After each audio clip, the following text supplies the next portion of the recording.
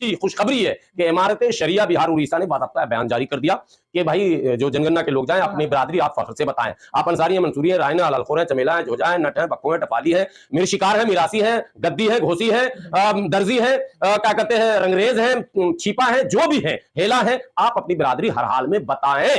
जब तक आप बताएंगे नहीं बिरादरी तो तादाद आपकी सामने नहीं आएगी और आपका विल पावर कभी भी स्ट्रांग नहीं होगा। पॉलिटिक्स में अब तक यही हुआ है कि उनके विल पावर को डेवलप होने मत दो। मैं चमार हूं भैया, मेरा क्या होगा, ये सुन, नहीं मैं चमार हूं, गर्व से कहता हूं, बता मैं इतने हूं, दौड़ा लूंगा तुम्हें, मैं प्रधान मैं बनूंगा इस गांव में, मेरे 1800 वोट बनते हैं, मेरे 3600 वोट बनते हैं, मेरे पद, भाई संख्या का पता तो हो उनको। आज मैं दावे के साथ कह रहा हूं आपको कि आज की तारीख में आधुनिक भारत कहा जा रहा, तमाम तरह के योद्धा आए, तमाम तरह के समाज सुधारक आए, सब कुछ हुआ, प्रोटेस्ट हुआ, हल्ला हुआ, हंगामा हुआ, और संविधान है भारत का, और वो संविधान जो समता, समानता, समान अवसर की बात करता, वकालत करता, उसके होते हुए भी आज भी सचिवालयों में बड़े पदों पर, यानी नंबर 1 और नंबर 2 के जो पद है सचिवालय में, क्लास 1 और क्लास 2 के जो पद है, उस पर आज भी 80% अपर कास्ट के लोग नौकरियों में है। सवाल पैदा होगा तो वोट देने के लिए पैदा हुए हैं, गुलामी के लिए? नो, नीतीश कुमार जी का कहना है कोई गुलाम नहीं रहेगा, सब आजाद रहेगा, जिसकी जितनी संख्या भारी उसकी उतनी हिस्सेदारी, और गिनकर दिखाऊंगा मैं हूं, मैं करूंगा सभी जातियों के साथ वफादारी। ये है अपने उन पुराने मतलब समाज सुधारकों के सपने को साकार करने के लिए यह कदम उठाया है। माननीय नीतीश कुमार जी को पूरे देश के पिछड़ों को अपना आइडियल मान लेना चाहिए। माननीय नीतीश कुमार जी को पूरे देश के दलितों को अपना नेता मान लेना चाहिए, क्योंकि नीतीश कुमार में वो दम है कि भारतीय जनता पार्टी के साथ गठबंधन में रहकर भी उन्होंने ये ऐतिहासिक निर्णय लिया, और भारतीय जनता पार्टी चिल्लाती रही, उन्होंने कहा साथ छोड़ो, ये काम मैं नहीं छोड़ूंगा, ये कर कर रहूंगा, क्योंकि मुझे अधिकार देना है, मुझे लोगों को सम्मान देना है, मुझे लोगों को अवसर देना है, इसलिए जातीय जनगणना होगा। और यह असंवैधानिक, असामाजिक नहीं है, यह संविधान के दायरे में किया जा रहा है। देश की सच्चाई सच छुपने नहीं देंगे। में जातीय जनगणना शुरू हो गई है, किस परिप्रेक्ष्य में इस जनगणना को आप देख रहे हो, क्योंकि बीजेपी फंस गई है ऐसा लगता है? देखिए, जातीय जनगणना बहुत पुरानी मांग थी जिस पर बिहार सरकार ने काम शुरू किया।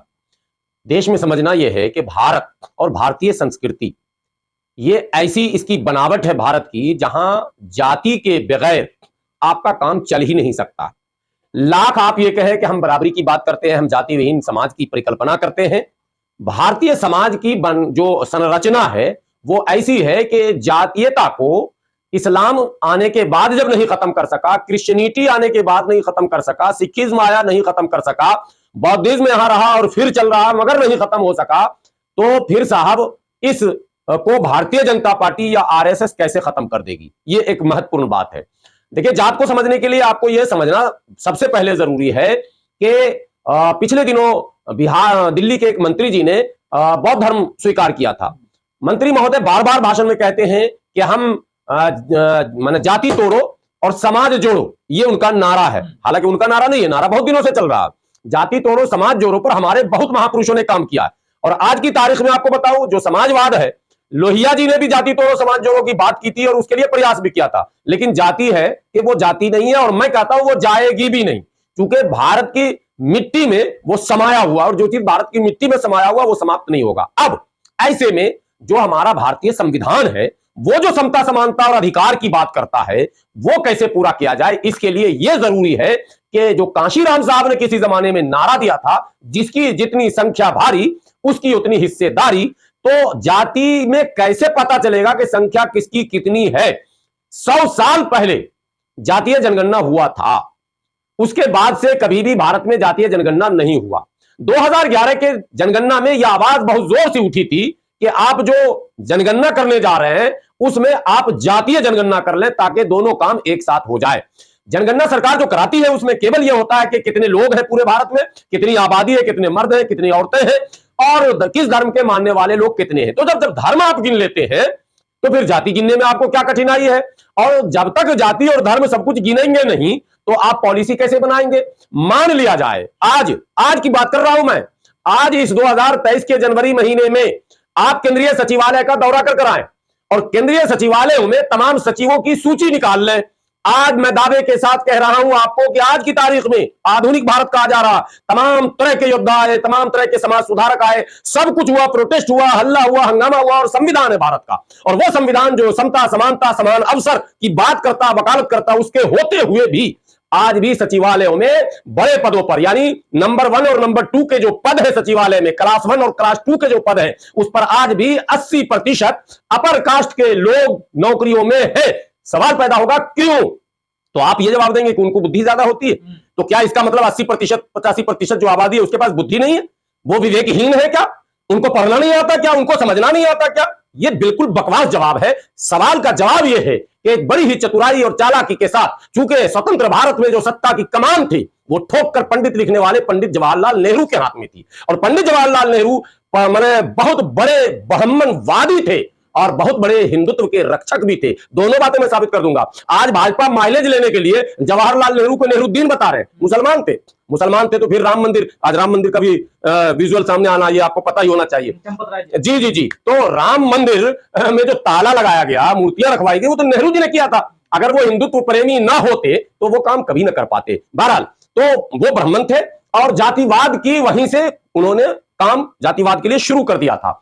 लगातार उस वक्त पूरे राज्य में, उत्तर प्रदेश आ जाए मुख्यमंत्री ब्राह्मण, बिहार चले जाए मुख्यमंत्री ब्राह्मण, महाराष्ट्र चले जाए मुख्यमंत्री ब्राह्मण, पश्चिम बंगाल चले जाओ, तब की बात और अब की बात, 75 साल बाद भी आप दिल्ली आओ मुख्यमंत्री बनिया, उत्तर प्रदेश जाओ मुख्यमंत्री ठाकुर, बिहार चले जाओ, बिहार में सौभाग्य है बिहार का कि 25-30 वर्षों से सामाजिक न्याय के बाद ब्राह्मण और ठाकुरों को वो पद मुख्यमंत्री का नहीं मिल पाया है। पिछड़ों के हाथ में सत्ता है। ये बिहार के लोगों को धन्यवाद देना चाहिए कि बिहार के लोगों ने कम से कम राजनीति में भाजपा के लाख अथक प्रयास से, कांग्रेस के लाख अथक प्रयास से ये काम होने नहीं दिया। पिछड़ों के हाथ में ही सत्ता बनी रही। लेकिन पश्चिम बंगाल चले जाइए, ब्राह्मण सत्ता में है। उड़ीसा चले जाइए, आप जब घूमने लगेंगे, गुजरात चले जाइए, महाराष्ट्र चले जाइए, अभी भी वही सरकार। आप राजस्थान चले जाइए, तो राजस्थान में अभी पिछड़ों को मुख्यमंत्री पद का मिला है। कुछ राज्यों में बारी बारी से जब दबाव बना है तो पिछड़ों को हुकूमतें मिली है, वरना वसुंधरा पहले थी इनसे पहले, और जो भी थे सब ब्राह्मण या ठाकुर। तो अपर कास्ट राजनीति में भी, अपर कास्ट नौकरियों में भी, यूजीसी में आप लिस्ट निकाल लीजिए, आप तमाम यूनिवर्सिटियों की लिस्ट निकाल लीजिए। अगर मैं गलत कहता हूं तो आप बताइए, क्यों यूनिवर्सिटी में प्रोफेसर लेक्चरर्स जो होंगे और जो प्रिंसिपल्स होंगे वो अपर कास्ट ही क्यों होंगे?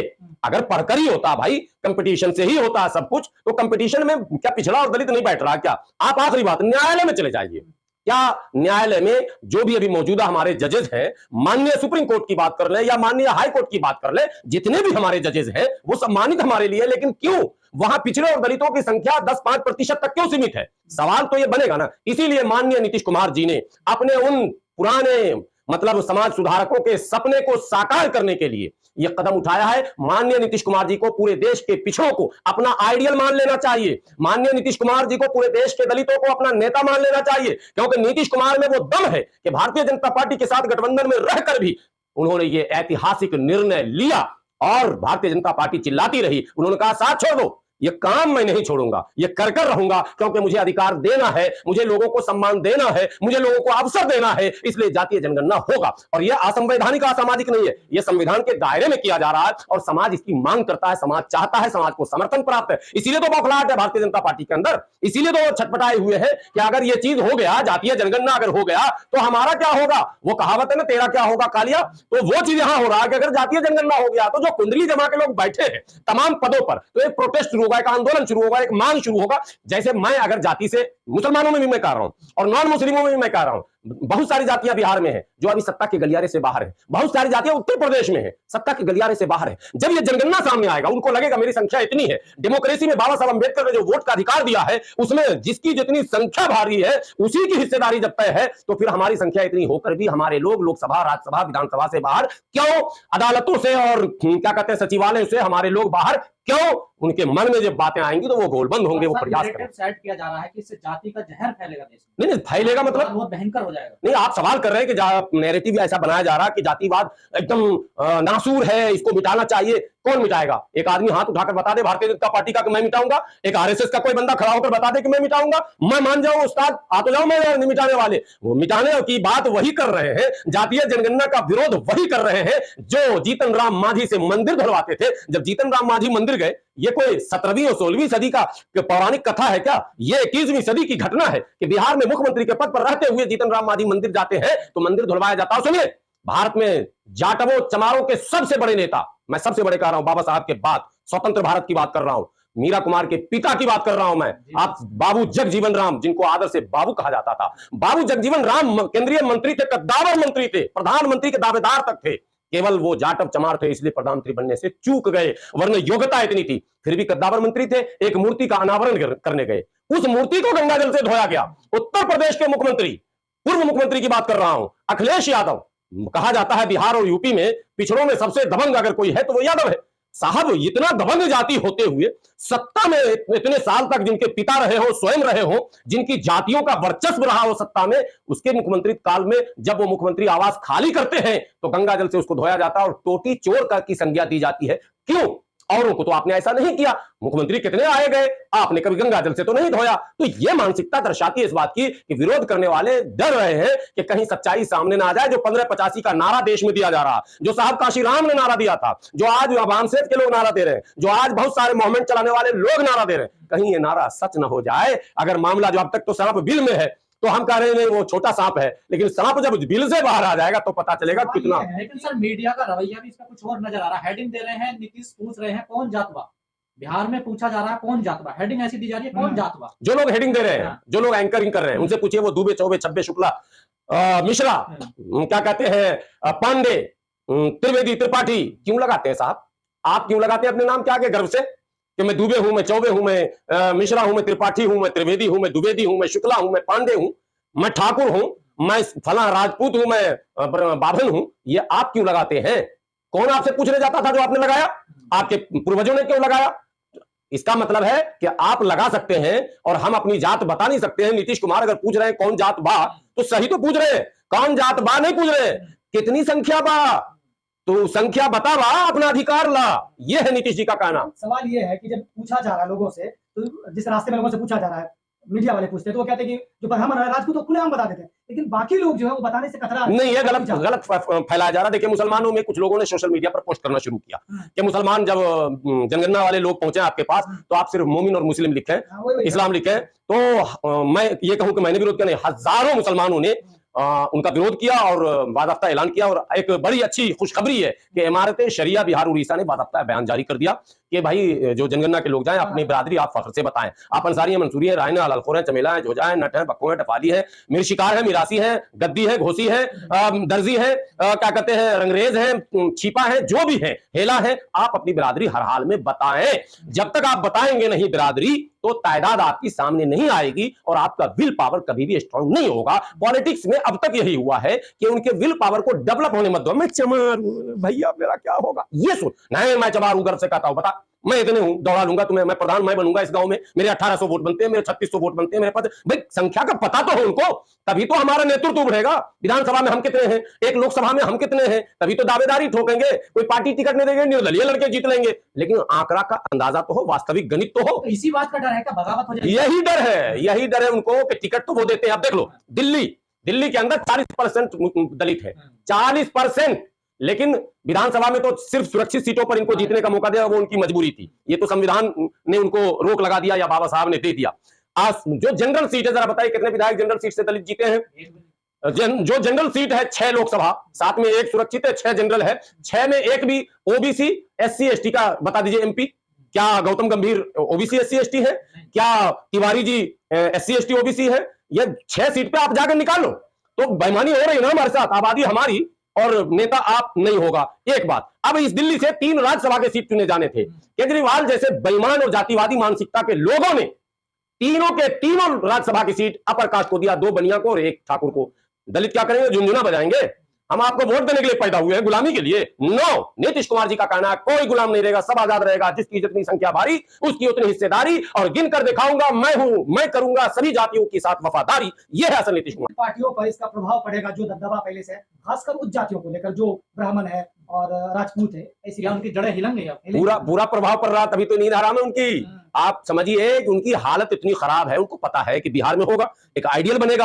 उत्तर प्रदेश में मांग चल रहा है, ऐसा नहीं कि मांग नहीं हो रहा। उत्तर प्रदेश में राजनीतिक दल सपा बसपा इस तरह की तमाम पार्टियों ने मांग शुरू कर दिया। मांग पहले कोई भी मांग जो होती है वो हल्की जरूर होती है, लेकिन वो एक दिन इतनी बड़ी मांग हो जाएगी कि सरकार मजबूर और बात हो जाएगी। जिस दिन बिहार में डेटा सामने आ गया उस दिन पश्चिम बंगाल में मांग होगी, उत्तर प्रदेश में मांग होगी, इस दिल्ली में केजरीवाल होश में आ जाओ, इस दिल्ली में भी मांग करेंगे। वाल्मीकि कितने, जाटव कितने, खटीक कितने, मानो सारी जातियां जब सामने आएंगी तो केजरीवाल बनिया कितने, तो केजरीवाल की तो नींद हराम होगी। ब्राह्मण कितने, तो उनकी भी नींद हराम होगी। पता चलेगा है वो केवल 1 लाख 1.5 लाख और पूरी दिल्ली पे कब्जा। तो ये अब नहीं चलेगा। इसीलिए सब लोग घबराए हुए कि नीतीश कुमार ये कौन सा काम कर रहे हैं। एक बार बिहार में डेटा सामने आते ही पंगा तो बढ़ना है, ये तय है कि बढ़ना है। चिंगारी का काम करेगा, चिंगारी लगा दिया नीतीश कुमार ने, नीतीश कुमार ने चिंगारी लगा दिया। मनुवाद को का बुरिया बिस्तर समेटने का काम नीतीश कुमार ने कर दिया, तभी तो हंगामा मच रहा है। नीतीश जो है हिंदू विरोधी है, नीतीश ये कौन सा मुद्दा है भाई। कोई अगर दलितों की बात करे तो हिंदू विरोधी, हाँ, पिछड़ों की बात करे तो हिंदू विरोधी, आदिवासियों की बात करे तो हिंदू विरोधी, अल्पसंख्यकों की बात करे तो हिंदू विरोधी। अरे ये नया फार्मूला कहां से लाया मार्केट में साहब आप। कोई सही बात करे तो वो हिंदू विरोधी कैसे हो गया। इसका मतलब हिंदू धर्म में कहीं ऐसा तो नहीं बताया जाता है कि तुम इन सबों के साथ अन्याय करो। इसका मतलब तो यही होगा। अरे न्याय की बात हो रही है, आपका हिंदू धर्म का विरोध हो रहा है। लेकिन राजनीतिक दबदबा के लिए मुसलमान और दलित तो फिर अलग नहीं हो जाएगा ना। नहीं, ये जुबान आरएसएस की जुबान है। मुसलमान एक ब्लॉक नहीं है, मुसलमानों में भी जातियां हैं। हम कहते हैं दलित दलित है एक समान, हिंदू हो या मुसलमान, दलित दलित है एक समान, माने चाहे कोई धाम, वो कोई भी मजहब माने, बिरादरियां खत्म नहीं हो सकती। क्रिश्चियनिटी में गया बिरादरी वही, बस यही कह रहा हूं। तो ये जो एक ब्लॉक है, जो हम लोगों ने शुरू से इसकी बात कही है कि यूनिटी ऑफ दलित पावर, दलित शक्ति का एकीकरण, पिछड़े शक्तियों का एकीकरण। जब ओबीसी रिजर्वेशन मिला मंडल कमीशन में, मुसलमानों की जो वो जातियां जो ओबीसी में आती थीं, आज वो इस रिजर्वेशन की वजह से कई यूनिवर्सिटियों में, कई कॉलेजों में, कई कंपटीशन में गए हैं। ये मंडल कमीशन का कर्म कहिए या मैं ये तो कह नहीं सकता हूं कि मंडल कमीशन आते ही सब कुछ हो गया, लेकिन इसके आने के बाद ये एग्जैक्ट रिपोर्ट है, यूनिवर्सिटियों की रिपोर्ट है, तमाम कंपटीशन की रिपोर्ट है कि ओबीसी रिजर्वेशन का फायदा मुसलमानों को भी मिला है। तो एससी का भी अगर होगा वो भी मिलेगा जिस दिन पाबंदी हटेगी। और पाबंदी भी हटेगी जब सरकार हमारी होगी, तो सब कुछ हम प्यार से करेंगे। तो पिछड़ों, दलितों, आदिवासियों की बात करता हूं, धर्म की बात मैं नहीं करता। धर्म तो उनका हथियार है, हमारा सामाजिक न्याय का नारा है। हम मुसलमानों में भी पिछड़ों और दलितों और आदिवासियों की बात करते हैं। मुस्लिम मनुवादी भी कहते हैं कि लोग इस्लाम के खिलाफ बोल रहे हैं। इसी तरह से नॉन मुस्लिम में भी पिछड़े दलित और आदिवासी की बात हम करते हैं, तो उनके भी मनुवादी कहते हैं कि तो हिंदुत्व खतरे में आ जाएगा। अरे ना हिंदुत्व खतरे में आएगा, ना इस्लाम खतरे में आएगा। इंसानियत को खतरे में डालने से बचाना है। और इस्लाम का पैगाम मसावात, और जो बौद्धिज्म का है समता समानता, और जो क्रिश्चियनिटी का है और जो सिखिज्म का है, वो तमाम नारे साकार तभी होंगे जब सभी लोग मुख्यधारा से जुड़ेंगे।